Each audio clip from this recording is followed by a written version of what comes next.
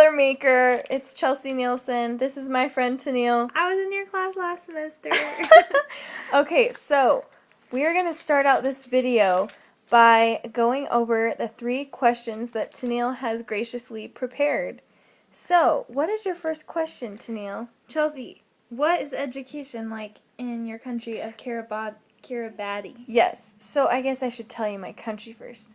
So my country is Kiribati, and it is in the Pacific, surrounded by water. And it is 32 islands or atolls. Wow. Yeah, it's a great place. Okay, so education in Kiribati. So there are a few problems with education in Kiribati. Most of it stems from it being a country made of a lot of little islands and only a few big islands. So education on the larger islands is definitely better. There are more schools and they have more resources there. So a problem that happens is a lot of people from the smaller islands will flood to the larger islands to get a better education, and so then that makes the education lower enrollments in the smaller islands, and then there's crowding in the larger islands. So, and another problem with that is resources, even in the larger islands. There's not very many textbooks, and what they have isn't very up to date. They do still, with education, they allow their kids to go to school until okay, so they have education that's free for children from 6 to 14, so that's primary school. And then some people continue on to junior or secondary school. But as the grades go up, the enrollment is less and less because people are wanting to find jobs. So does that kind of answer your question? Yeah, that's really, really good. Okay, question number 2.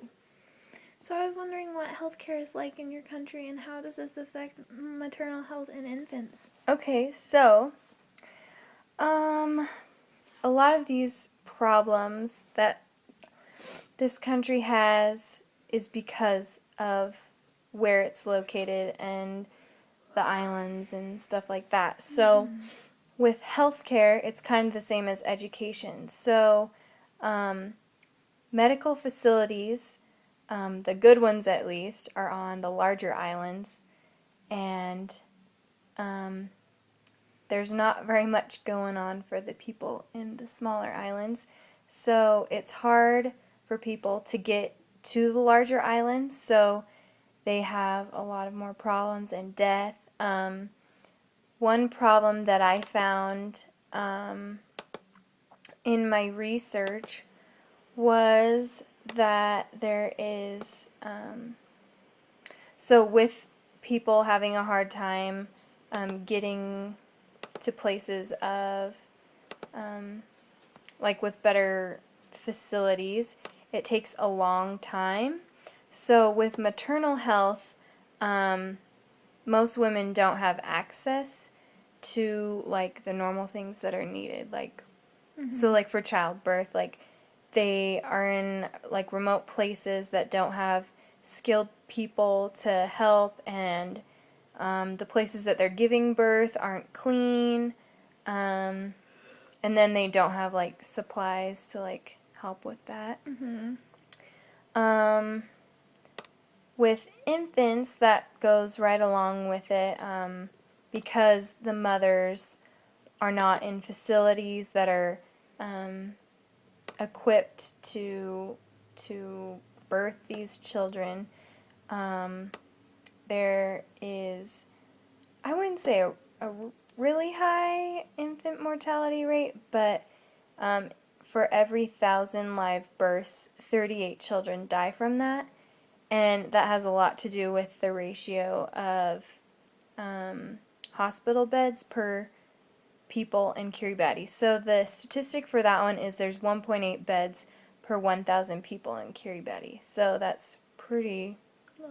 yeah, pretty low. So, yeah. Over the years, it's been getting better. The infant mortality rate has gone down. So that's good, but there definitely needs to be some progress in getting more skilled physicians or even like midwives and stuff like that in the countries or in the islands surrounding the larger islands so that people aren't crowding to the larger islands. I bet it'd be easy to go through nursing school there. If only it was that easy here. Mm-hmm. Okay. I was also wondering, what is the culture like there? Okay, so Kiribati, it is, like I said earlier, is surrounded by water in the Pacific. So if you kind of think of other countries in the Pacific, like, I don't know, even like Hawaii or Tonga or Fiji, things like that, a lot of those cultures are really, the things that are important to them are like music and dancing. One thing that I found while researching the culture of Kiribati is that music is a lot about like chanting and like body percussion and stuff like that. Could you show us? I think yeah, bum bum bum bum. It probably sounds way better than that. But they like to use guitars too to accompany, so that probably sounds really good. They do, when they dance, they do a lot of hip movements. Like if you think of like hula, they move their hips a lot. Okay. And they also, when they're dancing, they usually stay in a stationary position and just move from there, or they're sitting and using their hands. And they have this bird called the frigate bird or something, and so that's the one on their flag, by the way. I'll show you their flag in a second. But they do this dancing, and it's supposed to be like a bird-like style with the... That's It's probably... See, you can see in this picture right there, they're flapping their hand out like that. So yeah, a lot of what their culture is about is the traditional songs that they've learned, and they try to keep that going, and then just dancing along with that music. One thing that's interesting is if you smile while you're dancing, that's like vulgar. So if you're like dancing, like we like to dance and smile, and if you smile, that means like you're not like the dancing's supposed to be like a storytelling experience, and so if you smile, if you smile, you're not good. So don't smile when you dance. What kind of food do they eat? They eat mostly seafood because they're surrounded by water, but sometimes that's not so good to eat seafood all the time, especially when it's not cooked all the way. So that can cause a lot of things. And one thing that's interesting about Kiribati is there's a lot of different religions there, and there's even Mormons there. That's a dream country. Is that a mission? I don't know. It says it's...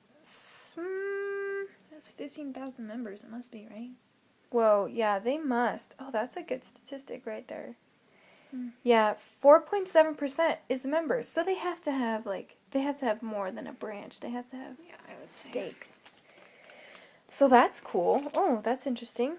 Okay, so I guess the next thing that we need to go over, I will go over the 8 Millennium Development Goals. Okay, so first, who developed them? So these development goals were developed by the United Nations, and these were established in 2000, and they were by all the countries that they came together for this summit, and they wanted to make these goals for all their countries to help better their countries and become help the world, like become a better place. So there's 8 different goals.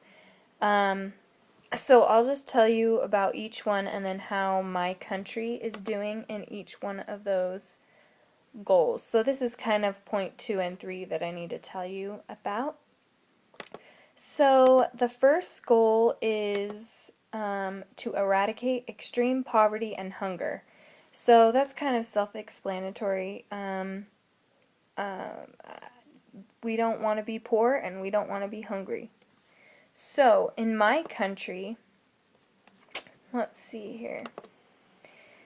There are quite a few people living below the poverty line. So there is 21.8% living below the poverty line. So the poverty line, or I guess the proportion of the population that lives on under $1 per day, that I think that is what the poverty line is, or yeah, I think that's what it is. So that 21.8% of the population is living below that. That's not very much to live on. Oh, yeah. But there's a lot of people that don't. Okay. I gotcha. Yeah, but they're still surviving. No, they're doing okay. Yeah, they're doing okay. Okay, so the next goal is to achieve universal primary education. So primary education is like the first, so primary school, like elementary school education.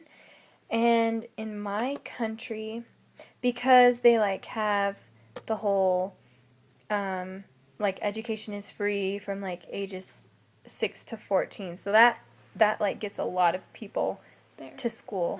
So 97.1%, that's how many people are going to like through primary school. Okay. And I think I said this earlier, but as you get into the higher grades, the percentage drops and drops. And that has to do a lot with people finding jobs or it being hard for them to get good education, so they don't feel like it's worth it, or they can't get to the bigger islands. That's where they want to have education. The next goal is to promote gender equality and empowering women. So gender equality, so that's just like making sure that men and women are both like Equal. contributing to the society, having the same opportunities, and not being discriminated against. So Kiribati is starting to get more into the women participating in like government and other like public affairs. And so 10%, I think, of the people in the government are women. So that's better than some countries. It's not quite as, it's not 50-50, but it's definitely becoming more and more prevalent to have more women in government positions and public positions. The next one is reduce child mortality. So they have this rate called the under 5 mortality rate, and so that's per 1,000. So in my country, it's 48.6. So 48.6 children out of 1,000 will die before they're 5. So that's really sad. Wait, 40 out of 1,000. Out of 1,000. So this can happen because, well, this happens because some people aren't immunized, or like I said, the healthcare, like trying to get to a place that has like good facility, that's clean, and there's just a lot of other issues that lead to that. The next goal is improve maternal health. So with this statistic, there is per 100,000 live births, 56 women die during that. So this is hard when a population is pretty small and a country is pretty small and like isolated, whereas like it's an island. It's hard to get a good statistic from that. But a lot of what the problems are things that can be fixed in like if they lived here, like if they lived in the U.S. These are like normal things like of course hemorrhage is like pretty like Prevalent, yeah. prevalent, but things can be stopped when you have the right equipment, when you have the right